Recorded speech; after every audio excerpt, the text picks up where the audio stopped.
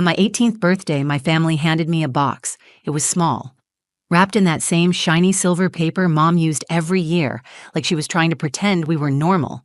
My heart fluttered. Maybe, just maybe, this year would be different. I looked up, smiling nervously. Mom stood across the table, arms folded tight, eyes unreadable. My sister Lena leaned back in her chair, twirling her hair like she was bored at a dentist appointment. My little brother Jake was already snickering, probably because Lena whispered something in his ear. Uncle Roy had that smug grin plastered on his face, the one he wore whenever someone was about to be humiliated, but wasn't him. Grandpa sat quietly in the corner, his hands folded neatly in his lap. He didn't look at me. He just stared at the cake in the center of the table, like he knew something I didn't. The box was light, too light. My hands trembled just a little as I pulled the ribbon loose. I tried to keep my face neutral, but inside, my heart was thudding so loudly it echoed in my ears. I lifted the lid, and that was it. No gift, no card, just a single folded note. At first, I thought it was a joke, some kind of scavenger hunt, a clue. My pulse jumped with a tiny flicker of hope until I opened it and saw 5 words scribbled in black ink. Try being useful for once. Silence. Then Lena burst out laughing. Even her gift is empty, she said, loud enough for everyone to hear, just like her life. Everyone laughed. Jake chuckled along with her. Uncle Roy slapped his knee like he'd just heard the best punchline of the year. Even Mom. She didn't laugh, but I saw her smirk, like she approved. I couldn't move. My stomach twisted so hard I felt sick. The note dangled from my fingers, crumpling slowly as my grip tightened. My cheeks were burning, and I couldn't tell if it was from rage or shame. Maybe both. I stared at them, each of them, and all I could think was, this is what I am to them. A joke, an inconvenience, an empty box. Lena's face was gleaming with satisfaction, her eyes locked on mine, daring me to cry. I wouldn't, not in front of her. My voice caught in my throat, but I swallowed it.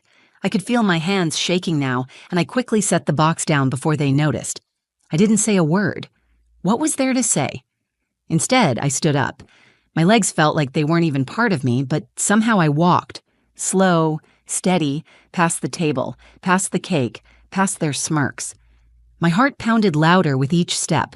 I opened the drawer by the counter and pulled out the envelope, the one I had written the night before, just in case. I turned around, and for a second the room was completely silent. Even the laughter stopped. Grandpa looked up. I walked to the table. My footsteps echoed on the hardwood floor as if the house itself had gone still. I placed the letter right in front of my mom. No words, just a calm, deliberate motion. Her smirk vanished. Lena's smile faltered. She blinked, confused. "What's that?" I didn't answer. I didn't need to. I sat back down, folded my hands in my lap, and looked straight ahead. My face was calm, but inside, I was shaking.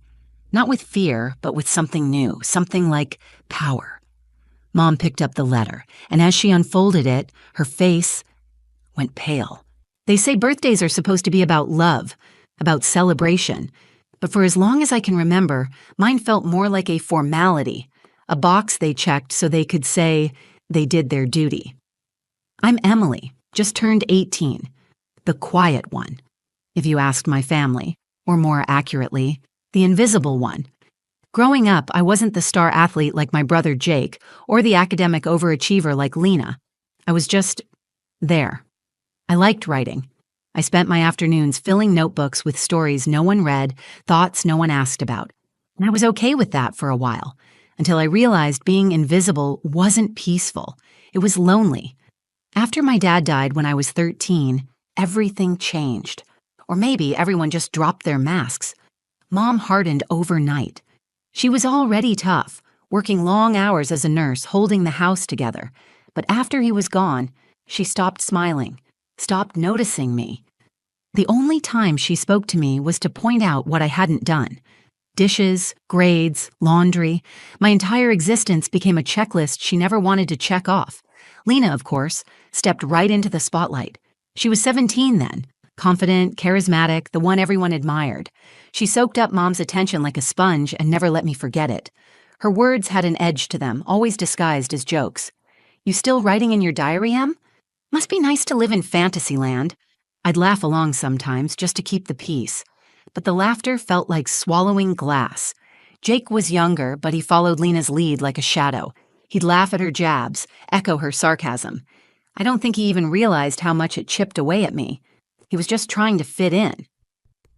Then there was Uncle Roy, Mom's brother who lived with us temporarily after losing his job 3 years ago. He treated everything like a joke, especially me, said I was soft, sensitive, like that was some disease. The only one who ever really saw me was Grandpa George. He moved in after Dad passed, mostly to help with bills. He didn't talk much, but when he did, it mattered.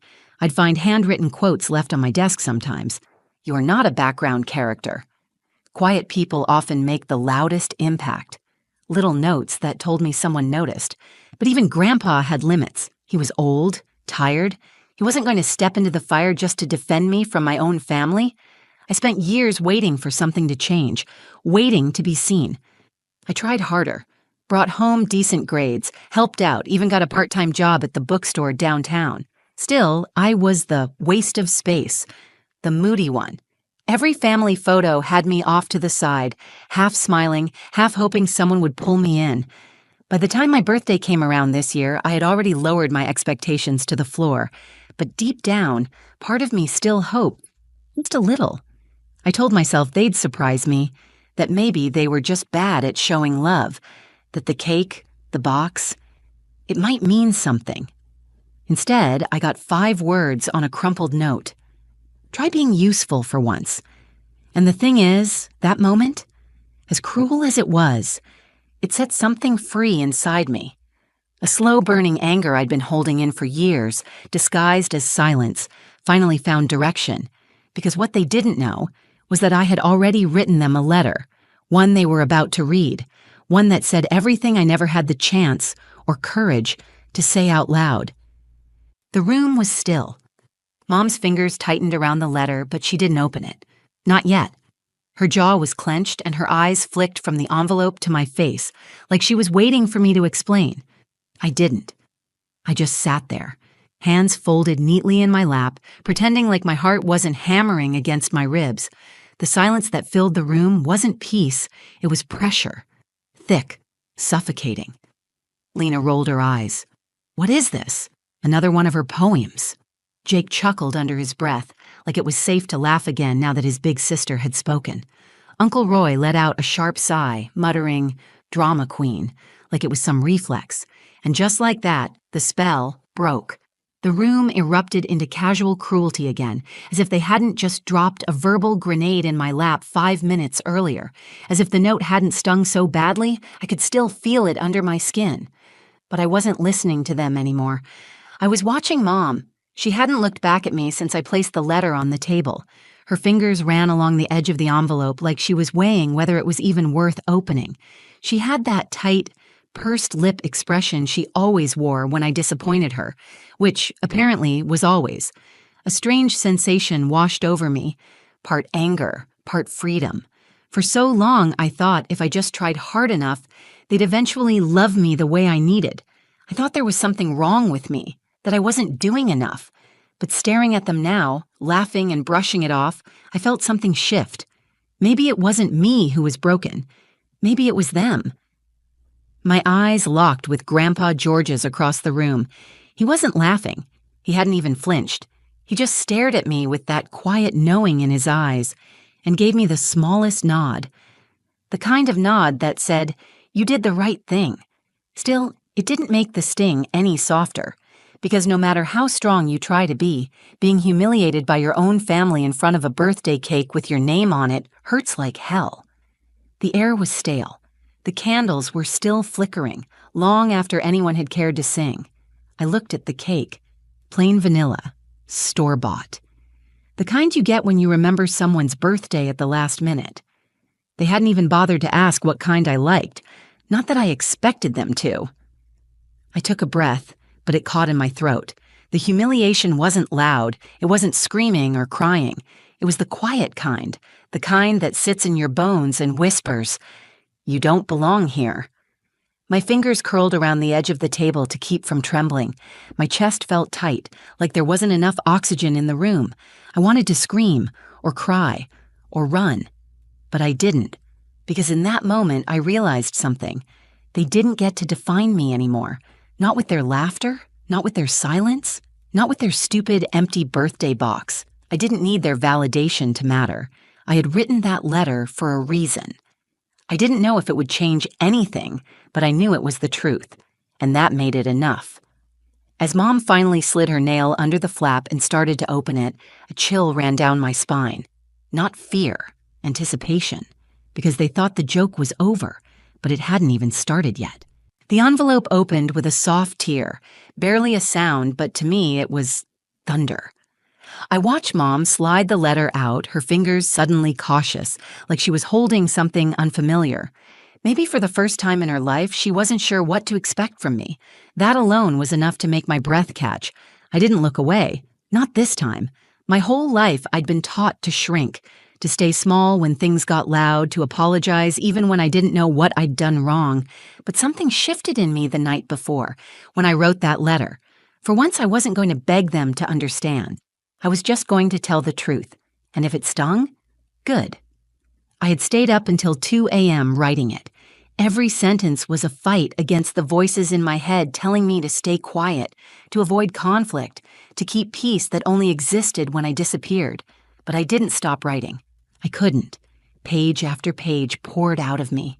Memories I'd buried, things I wanted to scream but never dared. I wrote about Dad, how his death cracked everything, how I stopped feeling safe in my own home after he was gone, how Mom changed, not just in grief, but in presence. She stopped looking at me, and when she did, it was only to point out what I hadn't done. I wrote about Lena, how every insult, every jab disguised as just kidding was another stone in my pocket dragging me down, and how she always got away with it because she was loud and shiny and easy to love. I wrote about the way Jake copied her cruelty, how Uncle Roy turned every moment into a punchline, and how I learned to walk quietly so I wouldn't get in anyone's way. But most importantly, I wrote about who I was becoming, without them.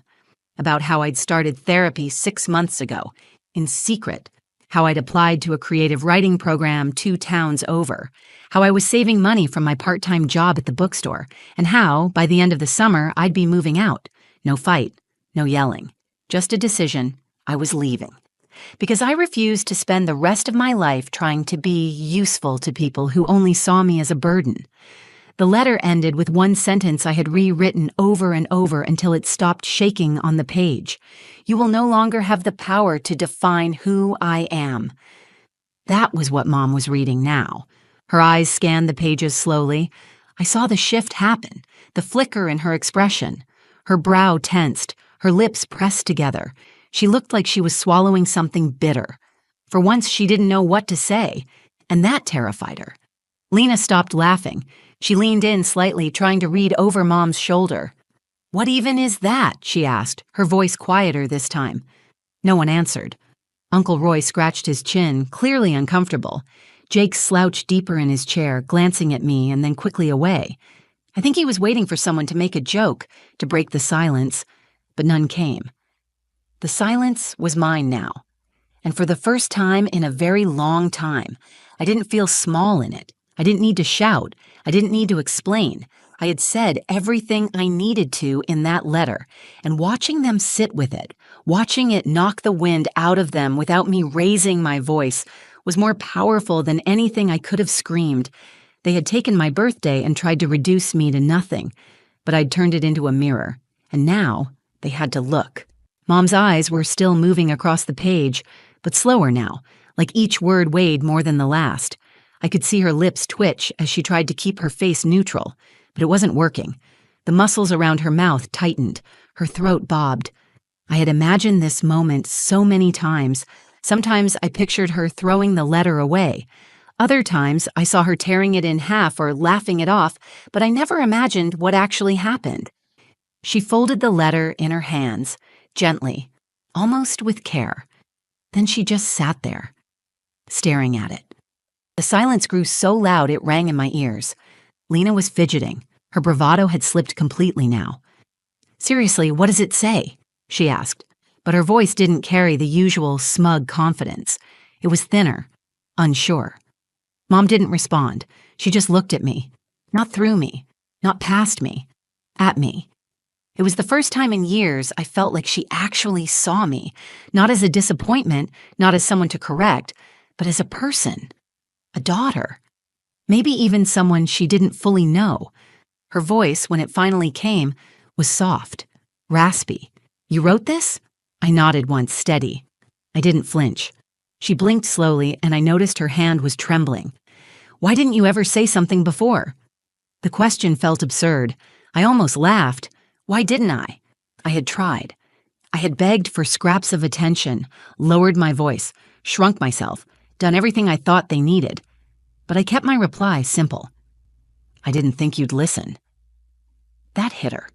Hard. Her eyes dropped back to the letter like she was trying to read it again without physically doing it. As if seeing it twice would soften the blow. Lena looked back and forth between us. "So what, you're just going to throw a guilt trip and act like you're the victim?" I turned to her, calm, clear. "Lena, you called me empty on my birthday." She froze. It was the first time I'd ever called her out directly. I could see her chest rise a little too fast. Her lips parted like she had something to say, but she didn't. Uncle Roy cleared his throat, breaking the tension. "All right, let's not turn this into a therapy session. She's just being dramatic." "No," Grandpa George interrupted. His voice was soft but firm. "She's not." That silence? It came back harder than before. Everyone looked at Grandpa. He had barely spoken all night. Now his hands were resting on his cane, his back straight despite the years carved into his bones. "She's the only one in this room who's had the courage to say what needed to be said," he said, glancing around. "Maybe instead of mocking her, we should have listened a long time ago." The table was stunned. For a moment, I didn't know what to do. I had prepared for rejection. I had braced for more ridicule, but I hadn't prepared for this crack in the surface, this possibility that maybe, just maybe, someone understood. I looked at Grandpa, and he gave me that same quiet nod. Mom let out a slow breath. "I didn't know you were hurting like this." I didn't say it was obvious. I didn't list the birthdays they forgot, the nights I cried myself to sleep, or the times I was talked over like furniture. I just said, "Now you do." I stood up, not to storm off, not to make a scene, just to leave, calmly, with my dignity intact. I picked up my jacket from the back of the chair and looked at them one last time. "I'm going to be okay, with or without you." Then I walked out the front door, into the cold night air, and for the first time in years, I could finally breathe. The air outside was crisp, almost sharp against my skin. I hadn't realized how warm and stifling it had been in that house until I stepped out. For a second, I just stood there, still clutching the edges of my jacket, heart pounding like it was trying to catch up with everything that had just happened. I didn't cry, I didn't collapse, I just breathed. Deep, slow, unshaking breaths that reminded me I had done it. I had said the truth. And even though it felt terrifying, it also felt like freedom. The next day was quiet. No texts, no calls, not even a passive-aggressive knock at my bedroom door. I think they didn't know what to do with what I gave them. I had handed them my pain, my truth, my choice, and walked away. That power shift, it left them speechless. For a while, I wasn't sure how I felt. Lighter? Yes. Relieved? Definitely. But also sad. Because deep down, even after everything, I wanted them to love me. I wanted my mom to hug me and tell me she was sorry. I wanted Lena to come into my room and finally see me. I wanted Jake to ask if I was okay. I wanted someone, anyone, to say they were proud of me. But wanting something doesn't mean it'll come. And healing doesn't always mean reconciliation. A few days later, Grandpa knocked gently on my door. He didn't say much, just handed me an envelope, smiled, and left.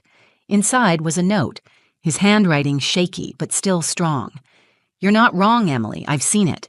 And I wish I had spoken up sooner. You are not empty. You are powerful. Keep going."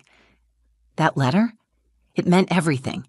It didn't fix the years of silence or the ache I still carried, but it reminded me that even if most of them didn't get it, someone did, and sometimes that's enough to keep moving forward. 2 weeks later, I moved out. I found a small room above the bookstore where I work. The rent isn't cheap, but it's mine. The walls are covered in sticky notes with story ideas. My desk is cluttered with pens and empty coffee mugs. There's a little radio that plays old songs I've come to love. It's not perfect, but it feels like me. I got into that writing program, by the way, the one I mentioned in the letter. I start in the fall, and for the first time in my life, I'm building something of my own. Not to impress anyone, not to prove my worth, but because I want to. Because I have stories to tell, because I deserve to be heard. And my birthday? I celebrated it again. A small night with 2 friends from the bookstore. No box, no fake smiles, just laughter, real conversation and cake. Chocolate, my favorite. Looking back, I don't hate my family. I really don't. I think they were hurting too in their own broken ways. But hurt isn't an excuse for cruelty, and silence isn't strength. So if you're watching this and you've ever felt like the black sheep, the invisible one, the disappointment, just know this. You are not an empty box. You are a story in progress, and you get to decide how it ends. Sometimes the most powerful thing you can do isn't scream or fight or argue. Sometimes it's standing up, speaking your truth, and walking out the door with your head held high. Because healing doesn't always look like fixing what's broken. Sometimes it looks like building something new. So, if this story resonated with you, even a little, if you've ever felt overlooked, unheard, or like you were never enough for the people who should have loved you most, I want you to know you are not alone, and your story matters. Drop a comment below and tell me what part hit home the most, or just leave if words feel too heavy right now. I read every single one. Share this video with someone who might need it, maybe a friend who feels unseen, or a sibling who needs to understand. Like the video if it made you feel something. It helps more than you know. And if you want more real, raw stories like this one, subscribe to the channel and turn on notifications so you don't miss what's coming next. Thanks for sitting with me through this. Until next time, be loud, even in your quiet. Be honest, even if your voice shakes. And never stop telling your story. Fade out with soft music and channel logo or social handle.